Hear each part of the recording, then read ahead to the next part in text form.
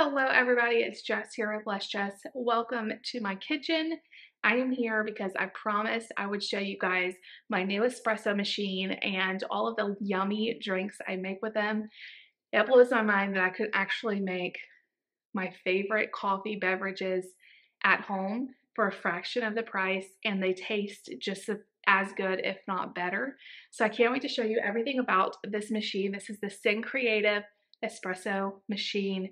It does it all. So I'm going to show you all about the machine, and then we're going to make a cup of espresso together. I think we're going to make a latte. So definitely stay tuned if you're interested.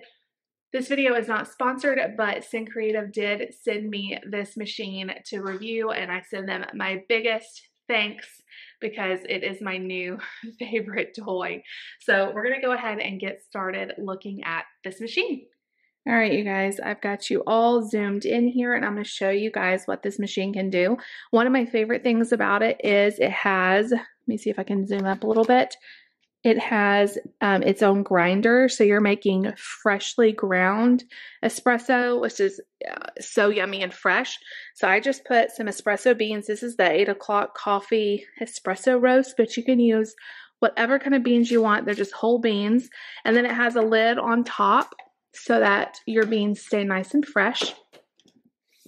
Then it has these beautiful, I think this machine is just beautiful to leave out on your counter. You don't have to like try to hide it away. It looks really nice with all the stainless steel, the buttons that light up. You have an on-off button. You have a hot water button, which is really awesome if you need some hot water. And then these buttons over here, either you can push for a single espresso or a double shot espresso. Right here is your coffee grinder. So this adjusts to either finer or more coarse. And I will say this machine has been a learning process for me. I went through many cups that did not turn out right because I had to learn the process. There is a little bit of a learning curve, but it makes it really easy. Once you get it, it becomes like second nature. I've been playing around with this for a little over a week, and I feel like I've got it down. So they recommend starting around 7, which is what I've left mine. That's like right in the middle, and then you can adjust finer or coarser if you need to. What I really love about it is when you grind the beans, there's a little lever, and I'll show you when we make this. You just push the little tool into and it grinds it for you. Over here is where you're going to put this awesome little, this thing is so cool, this little filter holder. It is like it has such a nice weight to it. It's a very good quality. And this is where we're going to put the beans when they're going to turn into espresso. Of course, we have our milk frother here. This is like my favorite part because it makes the milk just froth up and turn into those delicious latte drinks. And this is the control for the milk frother. In the very back of the machine, right here, is the water reservoir, and it holds a lot. I've only had to fill this up once, and I've made a lot of espresso this week. Okay, let me go ahead and tell you guys all of the tools that it came with. So it did come with a filter holder and 2 coffee filters. So you have this one, which is the single, which I've been using the most. It just pops right into there. And it also came with a double filter. So if you want to make double shots. It came with a tamper, which is very important. We're going to tamp down our espresso. And it came with some cleaners. This like really gets up in the milk frother and kind of cleans out the hole. And there's a little brush you can clean with and the little coffee scoop. I have bought some things to add to it, like a little pitcher for the milk to go in, and then some fun flavors. All right, you guys, we are going to make some espresso. So the first thing we're going to do is grind our beans into the filter holder. I'm just using the single filter, but you can definitely do the double if you'd rather. So when you stick this in, it will hold the filter for you. And to make it grind, you just are going to push this in. You definitely can measure your own beans if you want to get the exact amount. I kind of just do it by eyeball. So we're going to start grinding.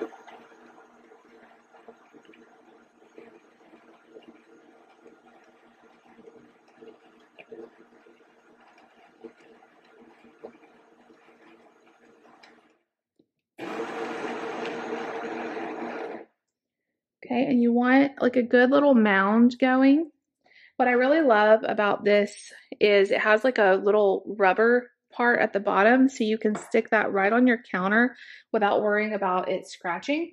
And you're just going to use your tamper and you're going to tamp it down. There is a learning process to know how hard or how light to do it.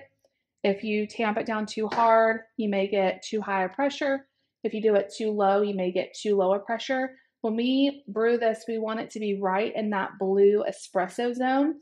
And that has been the biggest learning process for me, is learning exactly how much coffee to put in there and how hard to tamp it. So when we have it tamped down, you guys see how smooth that is? It just packs it down a little bit. I don't know if you can tell how pretty that is. It smells so good in here. Okay, so when you first get this machine, it's going to be kind of tight to twist it, but it will loosen up the more you do it. We're going to put our cup under there and we're just going to hit single. I'm going to bring you guys in so you can see it brew. I'm going to hit single. We're going to pray that that lever goes into the blue zone.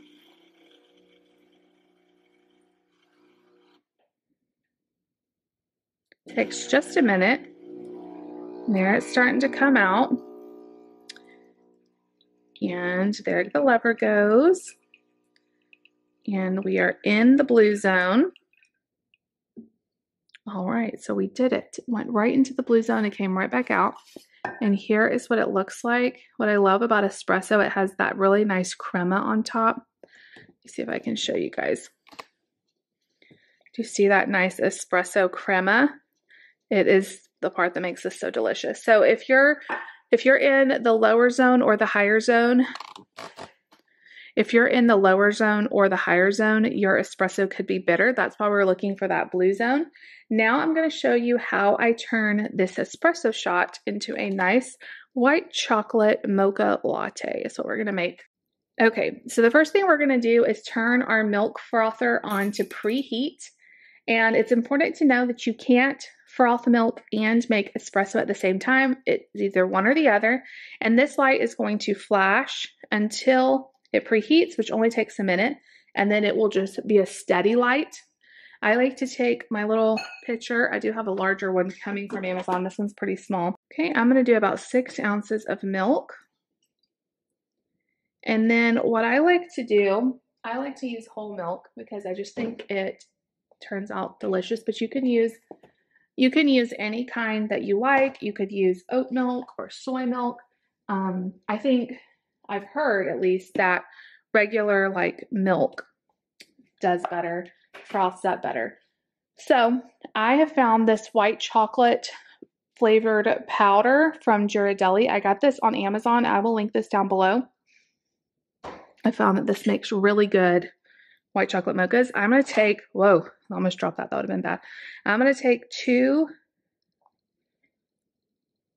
little tablespoons, scoops worth, and put right in the milk. You don't have to do this. You could use just regular, like I have other flavored syrups, but this is just really good. And how we're going to froth the milk is we take this little wand and we stick it in the milk. And we're going to turn it on max. When I do this, it's supposed to make like a kissing noise. You don't want it to sound like really screechy, but sometimes it does. I'm still learning this part too. And it's going to mix it all together and froth and steam our milk. And I like to just hold my hand on the back of this, and you're going to do it until you guys hear that little like kissing noise. You're going to do this until the pitcher becomes too hot to touch. And it takes just a minute. If you are an actual barista, do not judge. I am still learning. But I'm telling you, these lattes speak for themselves. They're so good.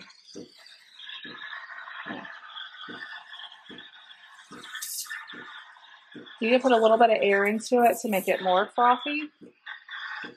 And you're just going to hold here until this gets hot. To me, this little frother has been the most fun part because it makes such delicious lattes. It's starting to get really hot. I'm going to hold on just another minute.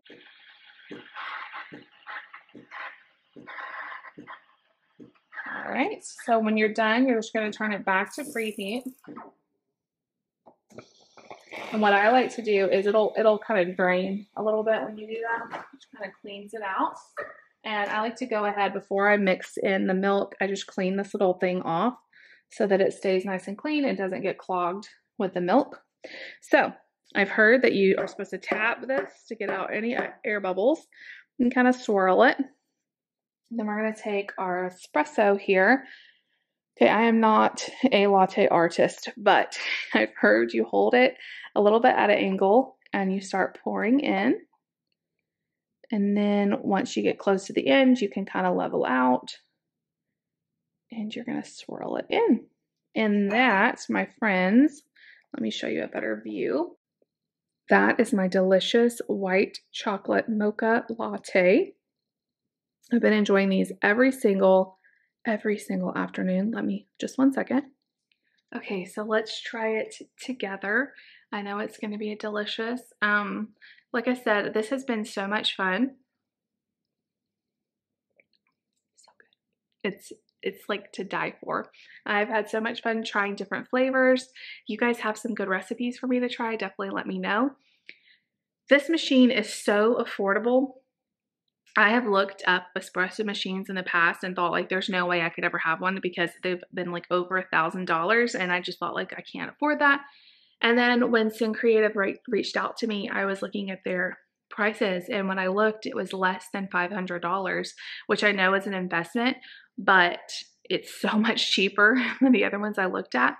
And the quality is still there. It's beautiful. It does everything the other ones I looked at do. So I definitely think if you're in the market for one, this is a great investment. If you think about all of the trips to Starbucks and the local coffee shops that you do, it probably would pay for itself within like a year if you go a lot. And it's just so nice. We live in a small town that doesn't have a drive-through coffee shop really anywhere.